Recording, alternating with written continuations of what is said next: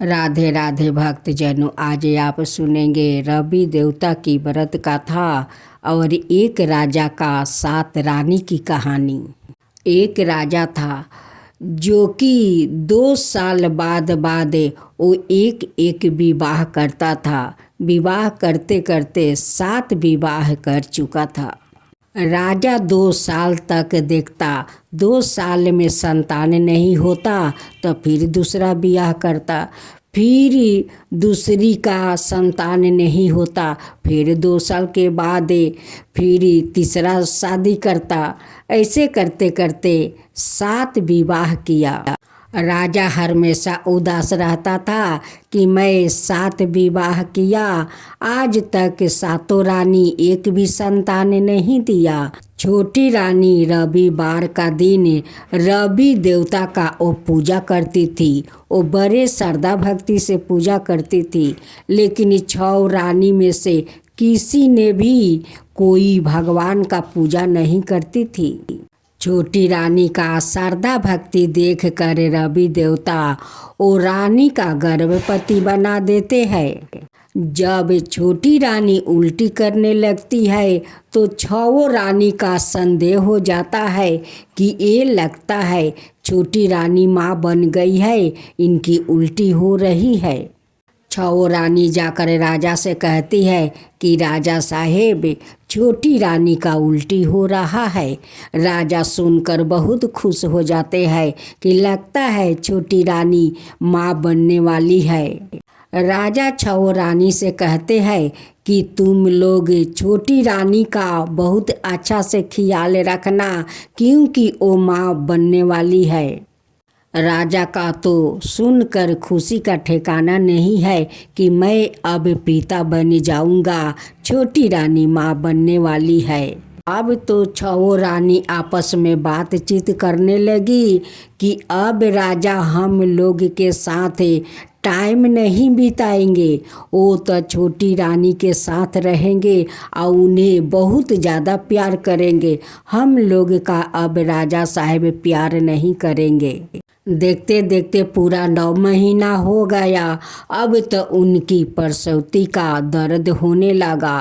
अब तो राजा कहते हैं 6 रानी से कि जाओ रानी के पास रहो, उन्हें ज़्यादा से ज़्यादा ख्याल रखो, उन्हें कोई तकलीफ़ नहीं होना चाहिए। 6 रानी जाती है वहाँ पर रानी के पास। छोटी रानी दर्द से बहुत तड़प रही थी। वो दर्द सहत सहत वो 2 संतान को जन्म देती है, एक लड़का और एक लड़की। दे कर वो बेहोश हो जाती है। अब 6 रानी का मन में शैतानी ढुक गया, सुजुक मिल गया कि रानी तो 2 संतान को जन्म देकर बेहोश हो गई। इसी समय हम लोग का ये दोनों बच्चा को कुछ करना होगा। राजा का महल के पिछुआरे एक बिलाई अपना 2 संतान को जन्म दी थी। 2 रानी जाती है और दोनों बिलाई का बच्चा को उठा कर लाती है और ये दोनों संतान को गला दबा कर मार देती है। उस बगीचा में जाकर दोनों बच्चों को अलग अलग गाड़ देती है। गाड़ कर आती है, कहती है कि राजा साहेब, छोटी रानी तो बिलाई का बच्चा को जन्म दी है। ये बात सुनकर राजा बहुत आश्चर्य में पड़ जाते हैं कि कभी मनुष्य बिलाई को बच्चा को जन्म देते हैं, कभी ऐसा नहीं हो सकता है। 6 रानी कहती है कि चलिए आप आँख से देख लीजिए, वो 2 बिलाई का बच्चा को जन्म दी है। राजा उस महल में जाते हैं जहाँ छोटी रानी बेहोश थी। वहाँ पर वो लोग 2 बिलाई के बच्चा रख दिया था और राजा को वही दोनों बच्चा दिखा दिया कि देखिए वो 2 बिलाई को बच्चा को जन्म दी है। 6 रानी मिलकर राजा को कान भरना शुरू कर देती है। कहती है कि देखिए राजा साहेब, एक कुलच्छनी है, एक कुलक्खी है, ये जो मनुष्य बिलाई को बच्चा को जन्म देती है उस औरत जिस महल में रहेगी उस महल को विनाश कर देगी, ध्वंस कर देगी, नष्ट कर देगी। इसलिए उसे आप बगीचे में उसको बैठा दीजिए। सारे फल फूल कौआ पंछी खा जाते हैं, वो जाकर सारा दिन वो हाँकेगी। उसको कौआ हकनी बनाकर आप बगीचे में रख दीजिए।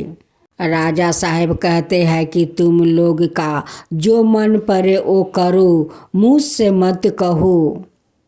छो रानी मिलकर छोटी रानी का कौआ हकनी बना देती है। वो बगीचे में जाकर सारा दिन कौआ पंछी सबको हाँकती रहती है। छोटी रानी बगीचे में रह कर रवि देवता को वो श्रद्धा भक्ति से व्रत करती है। रवि देव से हाथ जोड़कर प्रार्थना करती है कि हे रवि देवता, मैं रानी थी, रानी से मैं आज कौआ हकनी बन गई हूँ। आज इस बगीचा में रहकर सारा दिन कौआ पंछी पाखी हाँकती हूँ। हे रवि देव, आप ही बताइए कि आपका पूजा में कोई कमी रह गया है क्या? मैं श्रद्धा भक्ति से आपका पूजा नहीं किया कि मेरे साथ ऐसा किया कि आज मैं बिलाई का बच्चा को जन्म दिया है? क्यों भगवान, क्यों रवि देवता, क्यों? क्या कारण है? मुझे बताइए। छोटी रानी का इस वियोग से रोना बोलना सुनकर रवि देवता एक बूढ़ा का रूप धारण करते हैं और उस बगीचे में आते हैं। कहते हैं कि बेटी, तुम क्यों रो रही हो, क्या हुआ? कहती है कि बाबा, मैं क्या करूं, हम मनुष्य होकर आज बिलाई का बच्चा को जन्म दिया है। इतना मैं रवि देवता को पूजा पाठ करती हूँ, फिर भी रवि देवता मेरे साथ ऐसा क्यों किया? रवि देव जी कहते हैं कि बेटी, कभी मनुष्य जानवर को जन्म नहीं देता है, वो मनुष्य को ही जन्म देता है। ये तो तुम्हारा साथ सब मनुष्य करवा रहा है। तुम रो मत बेटी, तुम धैर्य रखो, रवि देव पर भरोसा रखो, विश्वास रखो। एक दिन तुम्हारा ही राज होगा, तुम ही रानी बनकर रहोगी बेटी। जैसे जैसे पौधा दोनों बड़ा हो रहा था वैसे वैसे दोनों बच्चों उससे धरती माता का पेट में वो भी बड़ा हो रहा था। एक दिन राजा साहब उस बगीचे में जाते हैं और वो दोनों फूल को पौधा देखकर बहुत आश्चर्य हो जाता है। कहते हैं कि ये फूल तो मेरे बगीचा में नहीं था, ये तो बेला चमेला का फूल है। कितना सुगंध है, इसका सुगंध से तो मैं घींचा चला आ रहा हूँ। उस दोनों पौधा से फूल राजा का ऊपर बरसा रहा था। दोनों पौधा वो तो उनकी संतान थे, वो तो राजा का कोई दोष नहीं था। उसलिए दोनों संतान अपना अपना फूल अपना पिता का ऊपर बरसा रहे थे। सारा दिन छोटी रानी कौआ पंछी हाँकती है और शाम को जाती है तो घर का सारा काम छो रानी करवाती है और जो बाचा कुचा रहता है वो ही खाने को छोटी रानी को देती है। एक दिन राजा साहब बड़ी रानी से कहते हैं कि जाओ, बगीचा में 2 फूल का पौधा है, उससे एक डाल तोड़ कर लाओ। जब बड़ी रानी उस बगीचा में जाती है तो दोनों पौधा का फूल वो पाताल में छिप जाता है। बड़ी रानी आती है, कहती है कि स्वामी, वहाँ पर तो कोई बेला चमेला का पौधा नहीं है। राजा कहते हैं कि तुम क्या कहती हो, मैं वहाँ पर गया था, देखा था। फिर दूसरा रानी को भेजते हैं, वो भी जाती है, कहती है कि राजा साहब वहाँ पर कोई फूल का पौधा नहीं है। फिर तीसरा रानी को भेजते हैं, वो भी जाकर देखती है तो वहाँ पर कोई फूल का पौधा नहीं है। ऐसे करते करते छवो रानी को उस बगीचा में भेजा, लेकिन छवो रानी उस फूल को पौधा भी नहीं देखी, क्योंकि वो पापी थी। जब जब रानी लोग जाती थी तब तब दोनों फूल का पौधा वो जमीन में छिप जाता था। लास्ट में राजा कौआ हकनी को भेजते हैं, कहते हैं कि जाओ, तुम तो सारा दिन बगीचे में रहती हो, आप फूल को तो पौधा देखती होगी, जाओ वो दोनों फूल को पौधा से डाल तोड़ कर लाओ। छोटी रानी जाती है और दोनों फूल का पौधा वो ऊपर आ जाता है। रानी दोनों उठा कर फूल को पौधों को महल में ले आती है और राजा के सामने रख देती है, क्योंकि दोनों पौधा तो उसी रानी का संतान थे, उसलिए तो उनके लिए दोनों फूल का पौधा ऊपर आ गया और दोनों फूल का पौधा उठाकर महल में ले आई। राजा देख कर कहते हैं कि छवो रानी गई बगीचा में, लेकिन किसी को फूल को पौधा नजर नहीं आया और तुम जाकर दोनों पौधा को उठाकर ले आई। जब छवो रानी देख कर उस फूल में हाथ लगाने जाती है, सारे फूल मुरझाने लगते हैं और उस पौधा से आवाज आता है कि पापीनी, तू मत हाथ लगाओ, तू मत हाथ लगाओ, तू पापी है। राजा ये बात सुनकर बहुत आश्चर्य हो जाते हैं कि इस पौधा से आवाज़ भी आता है। और ये छवो रानी जब हाथ लगाने जाती है तो फूल मुरझाने लगता है और आवाज़ आता है कि पापी है तू, हाथ मत लगा, तू पापी है। ये पौधा ऐसे क्यों बोल रहे हैं? अब तो राजा बहुत चिंता में पड़ जाते हैं कि पौधा ऐसे क्यों बोल रहा है। जब रात को राजा सो जाते हैं तो सपने में रवि देवता उन्हें दर्शन देते हैं। कहते हैं कि राजन, तुम क्या सोच रहे हो? यही सोच रहे हो कि पौधा से आवाज़ क्यों आते हैं? तुम जानते हो कि ये दोनों पौधा तुम्हारे ही संतान है, एक लड़का एक लड़की। छवो रानी मिल कर जन्म लेते ही छवो रानी गाला दबा कर मार दिया था और जाकर बगीचा में वो छुपा दिया था, वो मिट्टी के नीचे गाड़ दिया था और वहाँ पर बिलाई का 2 बच्चा रख दिया। आप से जाकर बोली कि राजा साहेब देखिए, छोटी रानी बिलाई का बच्चा जन्म दी है। लेकिन छवो को उस दोनों संतान को देखकर बहुत ईर्ष्या हो गया कि अब राजा हम लोग से प्यार नहीं करेंगे, वो छोटी रानी के पास रहेंगे, उन्हीं के साथ टाइम बिताएंगे, हम लोग के साथ अब टाइम नहीं बिताएंगे।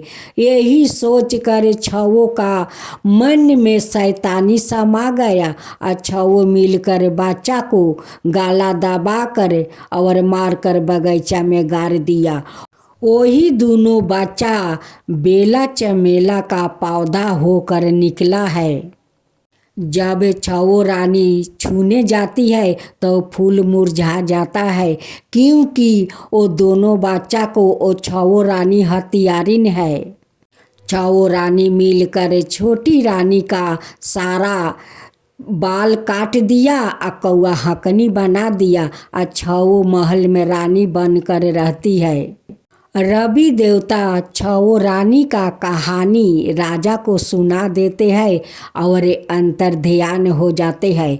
तब राजा का आँख खुला तो कहते हैं कि रवि देवता सपना में ऐसे ऐसे कह रहे हैं। जब राजा जाकर दोनों पौधा से लिपट कर रोने लगते हैं तो दोनों बच्चा अपने आप रूप में आ जाते हैं और अपना पिताजी को दोनों बच्चों मिलकर आँख के आंसू पोंछने लगते हैं। इस सारे घटना को सुनकर राजा छोटी रानी को सम्मान देते हैं, फिर से उनसे शादी करके उस महल को रानी बना देते हैं और छवो रानी का उस महल का नौकरानी बना देते हैं। छहो रानी जाती है और छोटी रानी का पैर पकड़कर माफ़ी मांगती है कि मैं पापी हूँ, माफ़ कर दो छोटी रानी, माफ़ कर दो। छोटी रानी तो छहो रानी को माफ़ कर देती है और राजा साहब से कहती है कि स्वामी, आप इस छहो रानी को रानी रहने दीजिए, इसे नौकरानी मत बनाइए। छहो रानी कहती है कि हे राजा साहेब, आज मैं वचन देता हूँ कि कभी मैं अपना संतान को जन्म नहीं दूंगी, यही संतान मेरा संतान है, छहो का संतान है। अब सातों रानी मिल कर राजकुमार और राजकुमारी को लार प्यार देने लगे, लार प्यार से पोषण पालन करने लगे। सातों रानी मिलकर रवि देवता का श्रद्धा भक्ति से वो भी व्रत करने लगी। हे रवि देव, जैसे आप छोटी रानी पर कृपा किया वैसा ही सबका ऊपर कृपा करना। हे रवि देव, सबका ऊपर कृपा करना। रवि देव की जय हो, रवि देव की जय हो।